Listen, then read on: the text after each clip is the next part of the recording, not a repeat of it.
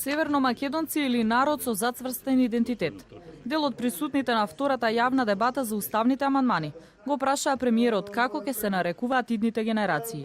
Иако повеќето од присутните на дискусијата даваа конкретни забелешки, присуствуваа и граѓани кои рекоа дека се чувствувале изневерени, кога 80 пратеници дадоа поддршка за уставните измени. Секој ден се будам со истата мисла, во нивниот извод пишува македонци, а сега ќе ги нарекуваат северномакедонци.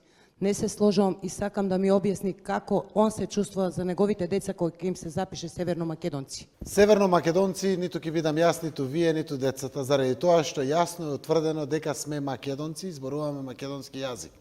И многу е важно што повеќе тоа никој нема да ни го оспорува. Завршено е траен спор. Имаме земја признаена од сите. Нема срамот на фиром да го носиме на фиромци повеќе. Тоа е суштината на прашањето. Не е лесно и на вас, не е лесно и на другите да знаете, но прашањето што ќе им оставиме на децата? Според професорот Темел Користовски пак, во четвртиот амандман има дискриминаторски дел, во кој освен македонскиот народ не се наведени другите граѓани. Даде предлог ова одредба да се избрише од спогодбата.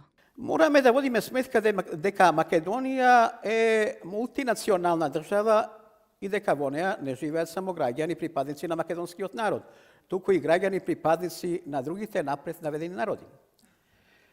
Затоа оваа одредба за волја на вистината е дискриминаторска. Ние станавме држава no name. Референцата фиром се институционализира. Со договорот практично добиваме едно вистинско, достоинствено име. Ја надминуваме референцата, бидејќи сите оние, а има од вас многу луѓе кои што патуваат, знаете дека сме насекаде викани и именувани како фиром. Во фокусот на дебатата беа и барањата на опозицијските пратеници за измените во преамбулата. По завршување на јавните дискусии со стручната јавност, на комисиските расправи се очекуваат амандмани на владините предлог амандмани.